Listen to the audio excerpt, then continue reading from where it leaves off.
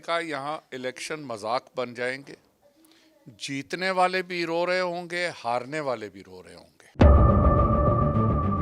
ایک چیز جب عمران خان لکھے تو غلط ہو جاتی ہے، جب نواز شریف صاحب لکھیں تو وہ جائز ہو جاتی ہے۔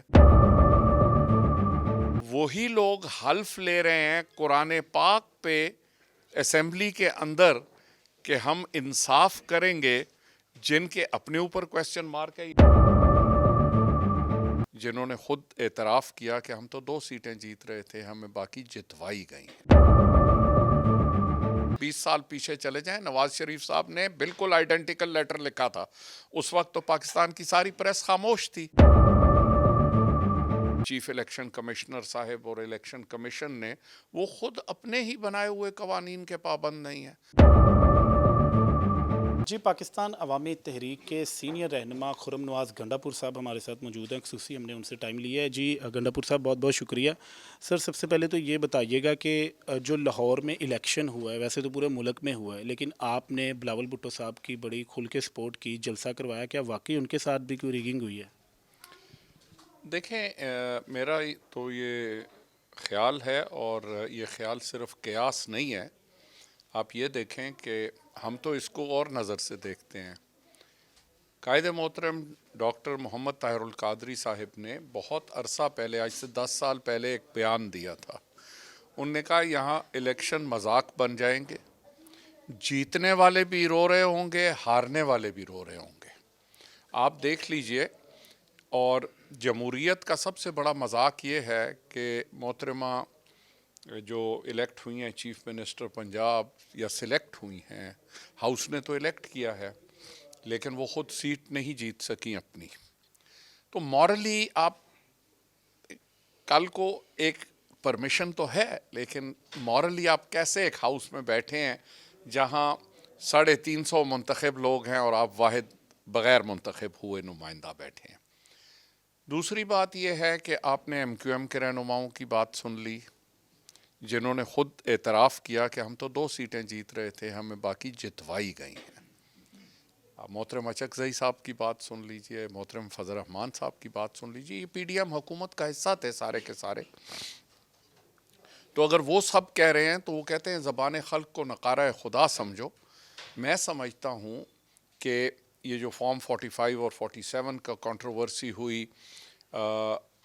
اس سے پوری دنیا کی پریس نے نہ صرف کرٹیسزم کی ہے، بلکہ ایک بہت بڑا سوالیہ نشان اٹھایا ہے پاکستان کے انتخابی نظام پر، پاکستان کے انتخابات کے منعقد ہونے پر، اور اس کے نتیجے میں ایک حکومت بننے پر، جس کو مغربی پریس میں بہت سارے ملکوں نے کہا ہے کہ it is a naan representative government.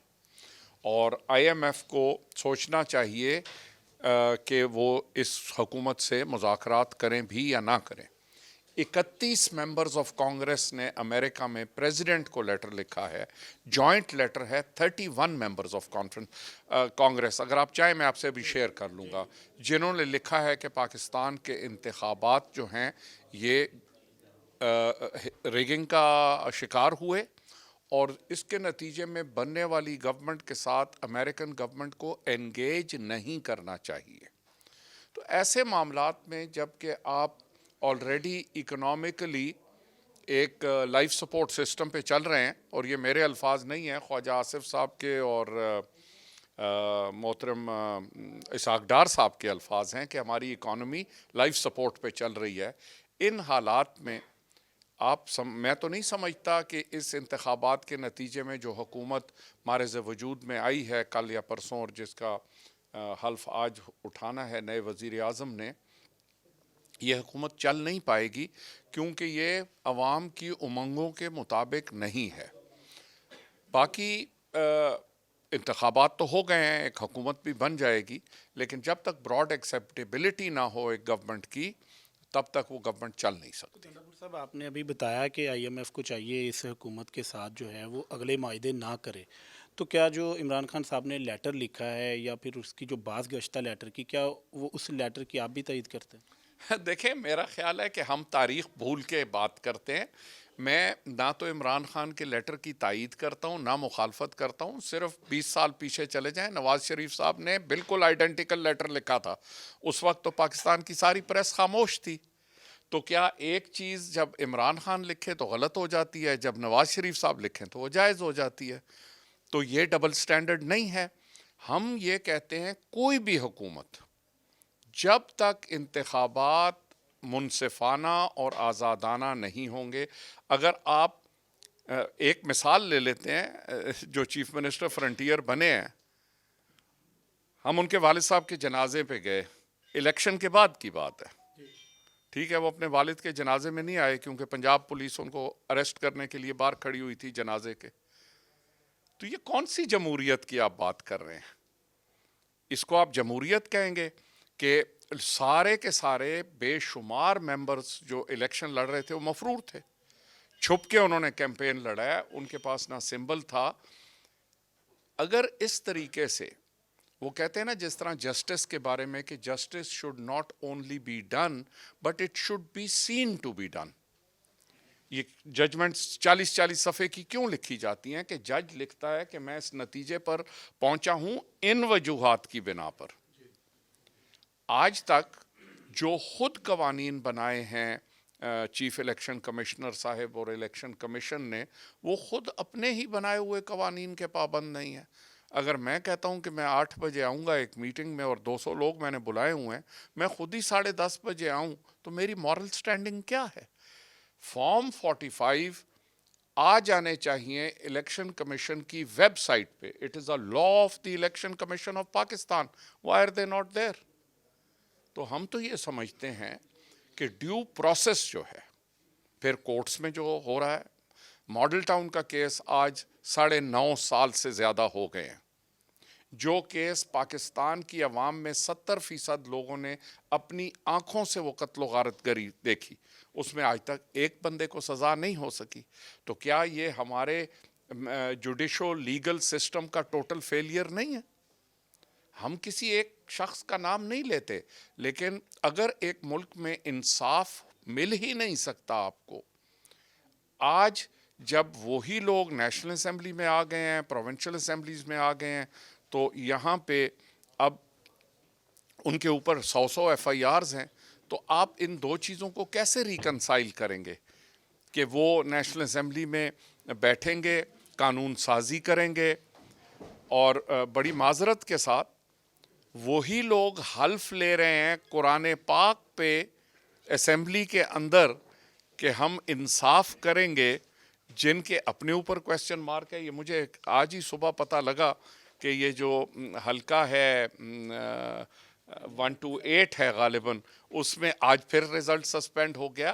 8 فروری کو انتخاب ہوا تھا, آج 4 مارچ ہو گئی ہے غالباً, آلموسٹ اے منتھ لیٹر. کبھی انتخابات سسپینڈ ہو رہے ہیں, کبھی رزلٹ اپوزٹ آ رہا ہے.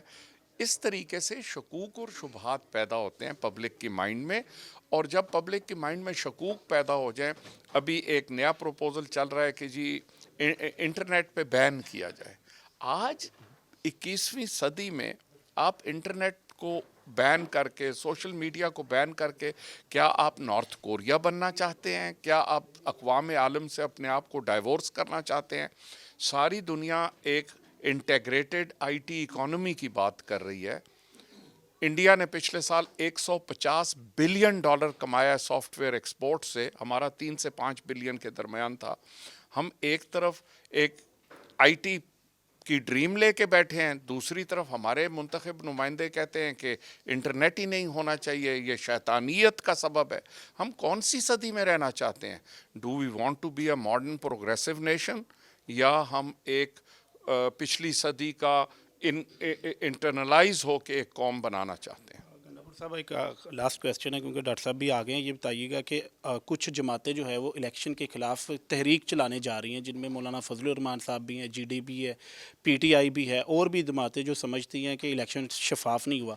عوامی تحریک کا اس کے اوپر کیا سٹینڈ ہے؟ کیا ان کے ساتھ عوامی تحریک بھی شامل ہوگی؟ نہیں, دیکھیں ہمارا تو بڑا کلیئر سٹانس ہے. ہمارا کلیئر سٹانس یہ ہے کہ انتخابات کرانا الیکشن کمیشن کی ذمہ داری ہے. الیکشن کمیشن ایک آئینی باڈی ہے. اگر وہ اپنے آئینی فرض میں ناکام رہی ہے تو یہ اب آنے والی حکومت کا کام ہے کہ انکوائری کریں اور معلوم کریں کہ یہ ایسا کیوں نہیں ہوا. جیسے میں نے ابھی پہلے بیان کیا کہ فارم 45 تو الیکشن کمیشن کی ویب سائٹ پہ لگانا الیکشن کمیشن کی ذمہ داری ہے. وہ کیوں نہیں لگا رہے یہ تو وہی جانتے ہیں نا. باقی سڑکوں پہ آ کر احتجاج کرنا، میں سمجھتا ہوں اس وقت نہ تو پاکستان ایسی ایجیٹیشن کا متحمل ہو سکتا ہے اور نہ ہی پاکستان میں اس وقت سڑکوں کے احتجاج کا وقت ہے. لیکن بہرحال جو انتخابات کے اوپر کویسچن مارک ہے وہ تو اپنی جگہ ہے اور ہمارے ساتھ ان میں سے کسی جماعت نے رابطہ بھی نہیں کیا. چیف الیکشن کمیشن صاحب کو استعفیٰ دے دینا چاہیے اس سارے معاملے کی. دیکھیں ہم کسی کو ایڈوائز کرنے والے نہیں ہیں. سب سے بڑا احتساب قرآن حکیم کے روح سے اور سنت رسول صلی اللہ علیہ وسلم کے روح سے خود احتسابی ہے. رمضان کا مہینہ آنے والا ہے. جب آپ وضو کرتے ہیں روزہ رکھ کے باتھ روم میں آپ اکیلے ہوتے ہیں، کون آپ کے اوپر نگرانی کر رہا ہوتا ہے؟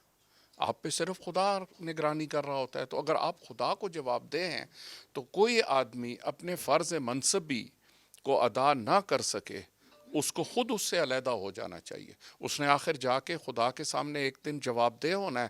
اپنی جو اس کے ہاتھ میں طاقت دی گئی تھی اس نے اس کا جواب دہ ہونا ہے. میں تو سمجھتا ہوں مورل گراؤنڈز پہ اگر کوئی بھی سرکاری ملازم اپنے فرائض منصبی سے ناکام ہو اس کو خود چلے جانا چاہیے.